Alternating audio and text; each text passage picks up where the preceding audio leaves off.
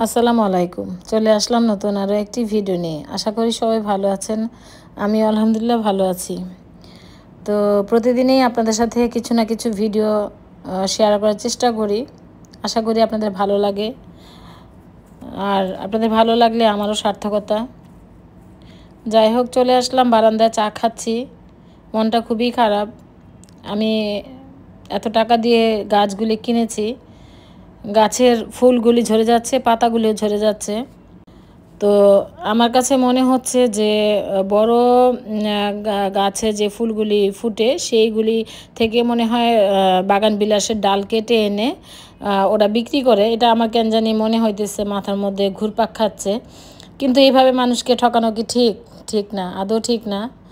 তো আমার হয়তো বা সামর্থ্য আছে বা আমি কিনেছি, তারপরেও কিন্তু খুব কষ্ট লাগতেছে যে মানে পছন্দের কিছু গাছ আমি কিনেছি, ভালো লাগার জন্য কিনেছি, ভালো লাগে বিধায় কিনেছি।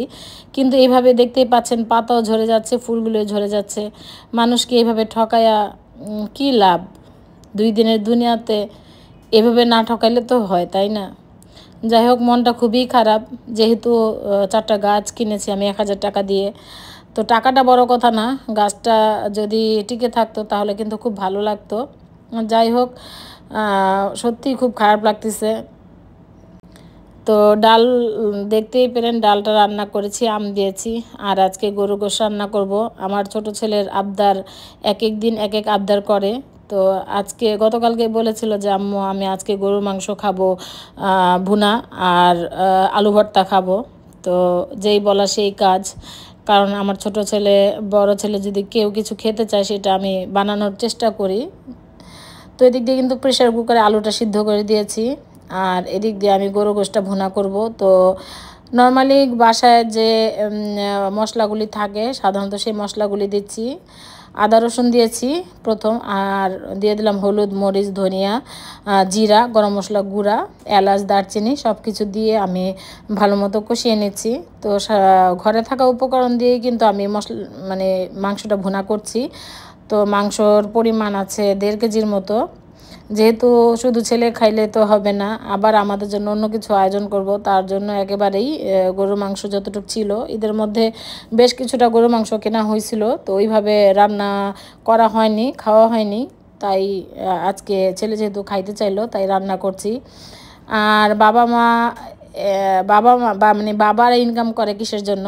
এই খাবার দাবার, ছেলে মেয়ের খুশি আনন্দর জন্যই তো মানে বাবারা কষ্ট করে থাকে, মারাও রান্নাঘরে বাকিটা সময় রান্নাঘরেই পড়ে থাকে ছেলে মেয়ের জন্যই। তো যাই হোক, আমি কিন্তু ওইভাবে আহামরি কিছুই রান্না করি না, কারণ আমার বাসায় ওইভাবে আপনাদের ভাইয়া তেমন কিছুই খেতে চায় না। উনি শুধু করলা ভাজি, ডাল, খুব সিম্পল খাবার খায়। আর মাছ যেদিন কিনে আনবে সেদিন মাছ খায়, তাই এখন মাছ টাছ আনতে না করেছি। আর বড় ছেলেও খায় না। তো ছোট ছেলেটাই একটু খাওয়ার জন্য বায়না ধরে, আম্মু এটা রান্না করো, এটা রান্না করো। তো এটাও যদি আমি না করি তাহলে তো কেমন হয়? যাই হোক, আমি আর আমার ছোট ছেলে দুপুরবেলা খাবো যেহেতু, তাই একেবারেই রান্না করে ফেলতেছি। আমি কিন্তু বেশিরভাগ সন্ধ্যায় রান্না করি, কখনো বিকেলে রান্না করি, আমার কোনো রান্নার স্টেশন নাই।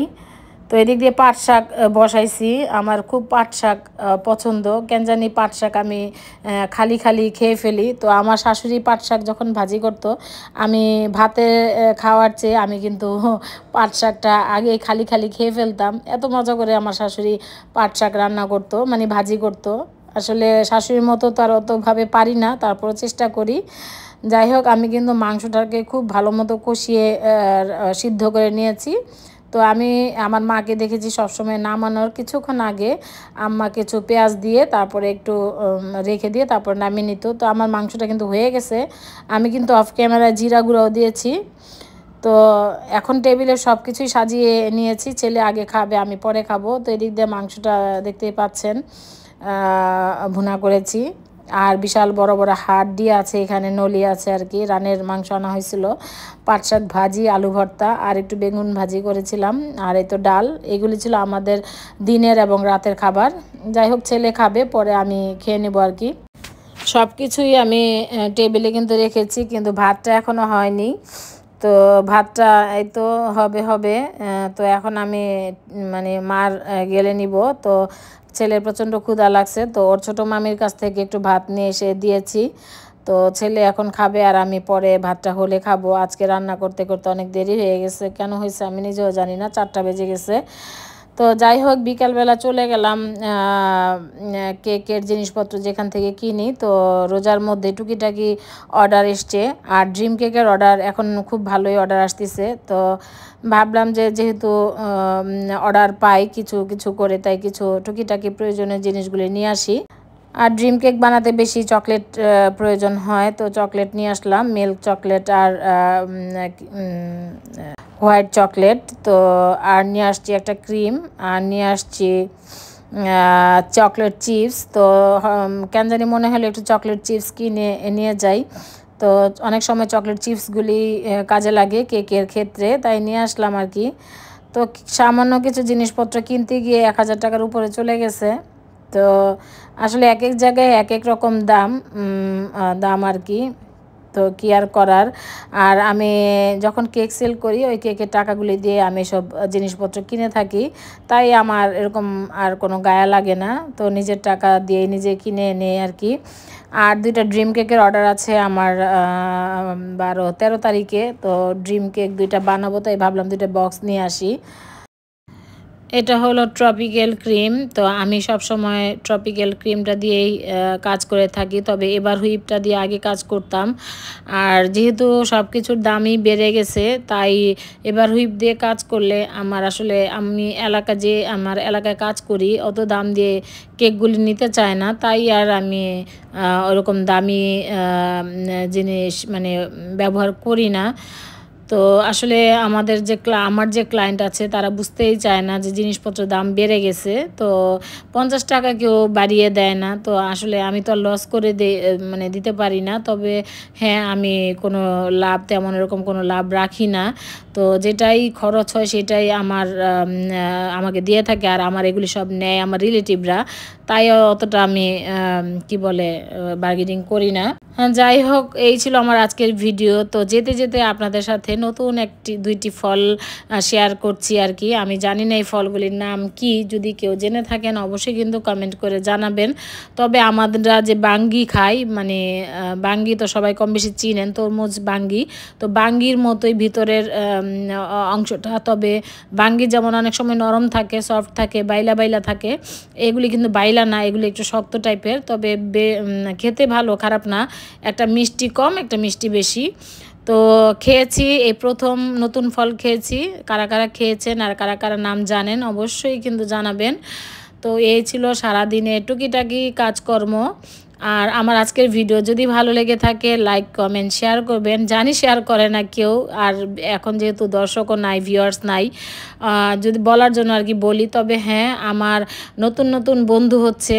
তো অসংখ্য ধন্যবাদ, মন থেকে দোয়া ও ভালোবাসা যারা আমার ভিডিও দেখছেন, আমাকে বন্ধু করছেন। আমিও কিন্তু সময় মতো আপনাদেরকে ব্যাগ দিয়ে আসতেছি।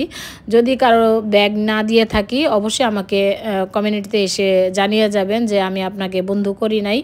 তো অনুরোধ করছি আপনারা কমেন্টে বলবেন না বন্ধু করেছি, আমাকে বন্ধু করো, এই ধরনের কমেন্টগুলি আসলে প্রবলেম হয়। আমাকে যে করবে তারও প্রবলেম, আমার চ্যানেলেরও প্রবলেম। তো প্রবলেম করে তো লাভ নাই। নতুন হয়তো যারা আছে তারা হয়তো অনেক কিছুই জানে না। যাই হোক, যারা নতুন আছেন জানেন না, অবশ্যই আমাদের পুরাতন আছি আমরা। আমাদেরকে আপনারা প্রশ্ন করতে পারেন, কমিউনিটিতে এসে পোস্টে কমেন্ট করতে পারেন, আমি বলে দিব আর কি, যদি কোনো কিছু জানার থাকে। যাই হোক, এই ছিল আমার আজকের ভিডিও। তো এখানে আমি কেটেছি, এগুলি আপনার ভাইয়াকে দিব খেতে, আর আমি এখান থেকে আমি একটু খাবো, আর আমার 2 ভাবিকে দিয়ে খাবো, কারণ নতুন ফল তাই। আর এই ফলটা এনেছে আমার এক ভাই।